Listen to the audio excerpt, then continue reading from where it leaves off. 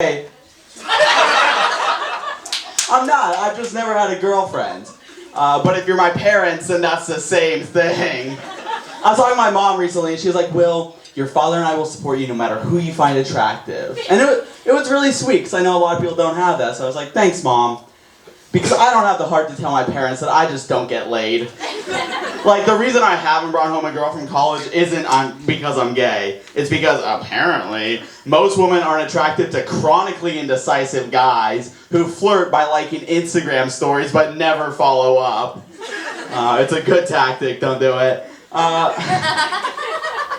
No, but it's true, and I love that that's the conclusion that my parents jumped to. Like, they didn't factor in how they screwed me over genetically, you know? Like, I get it, it's the hair, like, sir, you're right there, like, I heard what you were saying when I was walking up, you're like, look at this fucking 21-year-old with a bald spot. Your words, not mine. And I know, I get it, because, like, my friend was telling me the other day, he asked me, he goes, hey, Will, he's Italian. Oh, what's it like to have a bald spot? And honestly, having a bald spot is a lot like getting a lobotomy. Just a giant hole in your head you didn't ask for. And like a lobotomy, it prohibits a lot of my abilities, okay? Primarily my ability to convince my parents that I am, in fact, straight. But yeah, that's why I'm in therapy. Anyone else in therapy? Yeah, you're not special, we all are. Like, I'm at a point in my mental health journey where my therapist is telling me that I should try shrooms.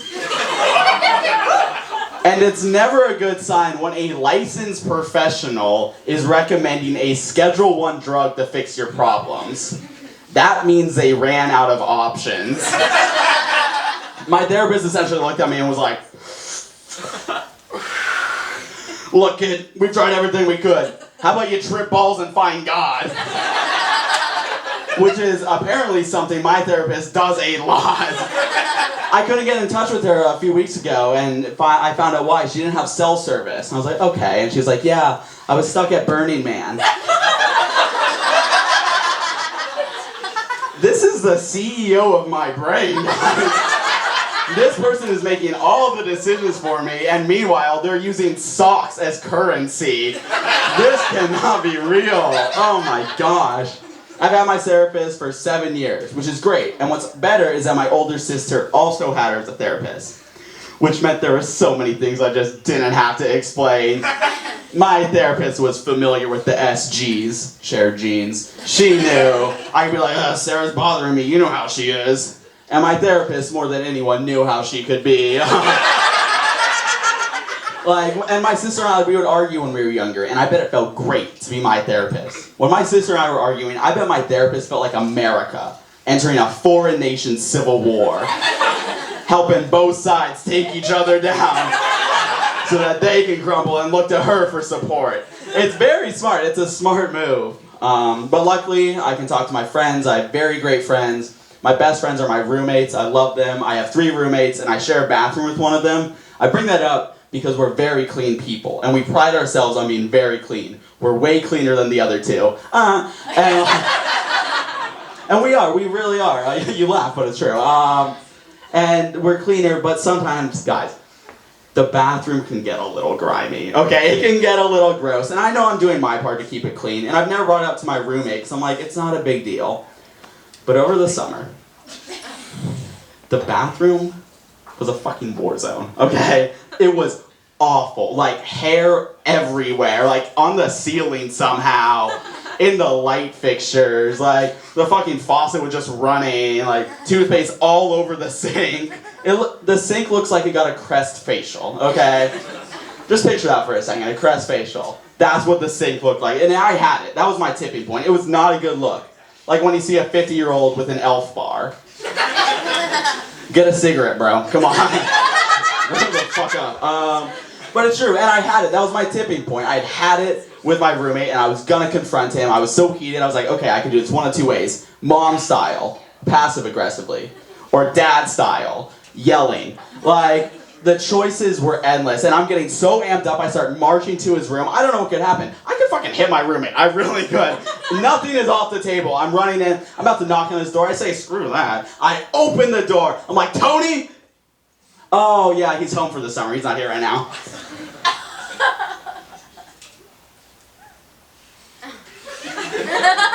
He hasn't used that bathroom for 2 months. I'm the only one that does. That's my hair on the ceiling, guys. That's where it went. Oh my gosh. Guys, I'm the gross roommate. I am. What else is my fault that I'm blaming other people for? Fucking Ukraine? I don't know. I could have done something. Climate change? I was on a Lime scooter once. Oh, it's bad. It's bad. Admitting that you're the problem is one of the hardest things you can do in life. It is. And it's why I'm never doing it again. Oh my goodness. I will continue to lead a life of assuming and jumping to conclusions. I am the Joe Biden of jumping to conclusions. In that I'm just a quirked up white boy who has no idea what's going on.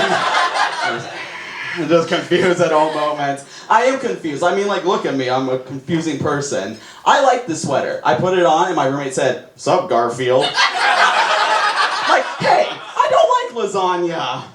I do really like lasagna. And I also hate Mondays. Fuck, I'm Garfield, guys, I am. My dad's name is John. Oh my god. I am Garfield. God, that's not good. But I'm confused a lot. I've always been confused. When I was a kid, I was confused, but I was okay with it. Because I was like, one day I'll understand. But that day has come, and I'm still just as confused as I was. I really am. Like, have you guys seen To Catch a Predator? This is a question. Yes or no? Yeah, To Catch a Predator. Let me say this. I am glad that we are catching these predators. Hatchet, I'm very glad that I'm pro To Catch a Predator. I'm very glad that we are catching the predators. But like...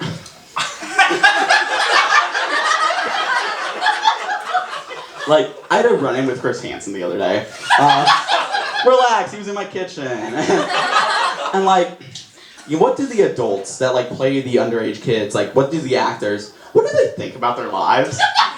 Like, what do they say when they get home from work? Their partner's just making dinner. Like, hey, honey, how was work? Really good. I just had to pretend that I wanted to screw a pedophile. I almost hugged him. He brought pizza and condoms. I was ready to fucking go in. So glad I spent 4 years at Tisch for this. Jesus Christ. But yeah, I am. I've had so long to prepare, and this is the worst transition. I'm sorry.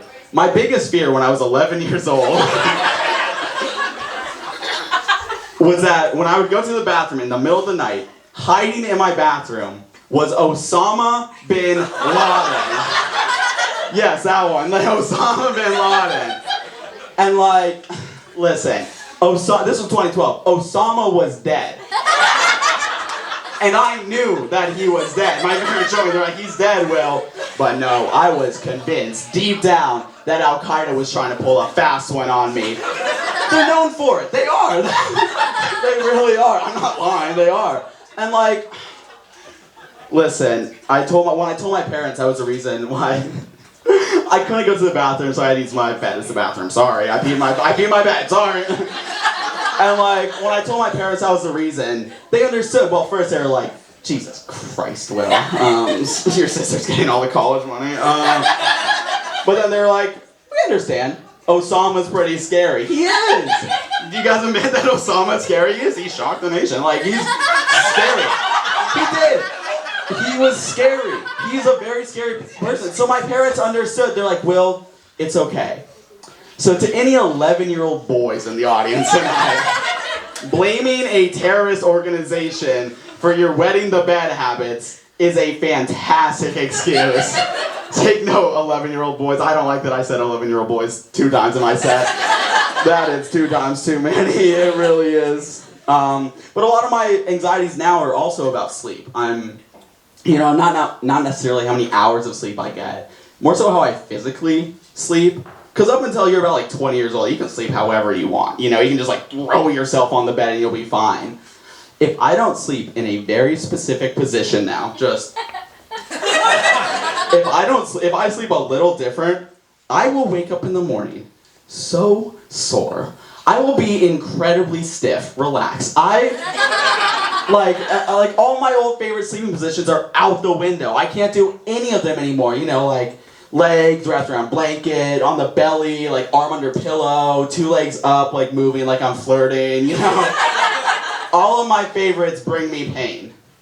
Which is, I'm sure, how Harry Potter fans feel about J.K. Rowling now. Oh, Will said that! It's not crazy. I am brave for saying it, though.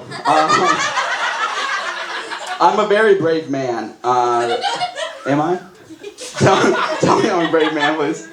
Let's go! But I am a brave... I don't know what that was. I really don't know. But I am a brave man because earlier this year, I had to spend overnight in the emergency room.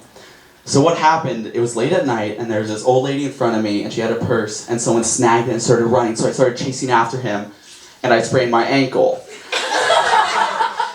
I was playing indoor soccer with my friends, and I sprained my ankle. It was intramural, too. And it wasn't even the season, it was a, warm-up game. So, I was in the ER from 9 p.m. to 4 a.m. And the only thing that got me through the entire visit was the emergency room TV. Oh yeah, 1 channel, no remotes.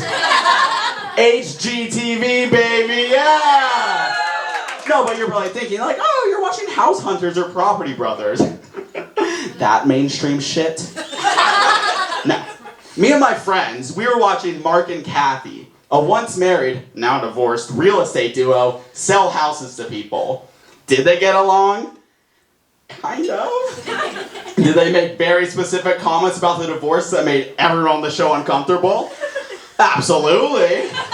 But, were Mark and Kathy able to sell the 0-story, ranch-style house in Key West, Florida that's 100% going to be underwater next year? You bet your ass Mark and Kathy did. Mark and Kathy are great. I love them so much. I started telling all my friends about them after I got out of the hospital. Emergency room, sorry. And I'm not Christopher Haynes. I didn't get out of the hospital. Oh, topical. Relax. I told all my friends, you guys gotta watch Mark and Kathy. They are great. So we searched them up. We're about to watch. We can't find them.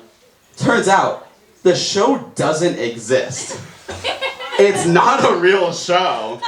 So either I was hallucinating, or, and more likely, HGTV has a weird deal with GW Emergency Room where they show unaired pilots. And if that is the case, I thank them. Do you know why? The 80-year-old grandmother that was asleep next to me, see, Mom and Dad, I do get laid. The 80-year-old grandma, I didn't actually. The 80-year-old grandma was asleep on me. The only thing that got us through was Mark and Kathy. And I wholeheartedly believe that Mark and Kathy have done more for the American healthcare system than any politician in D.C. I stand by it. I salute Mark and Kathy. Yeah!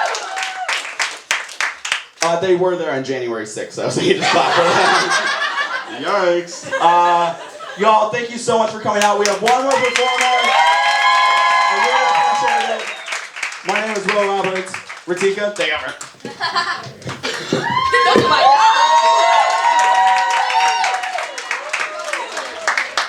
God. Will's gonna put me out of work. It is my pleasure to bring to stage someone who is GW alum, and who lives in New York now, but has been so kind as to join us today. Please give a hand for Max Davidson.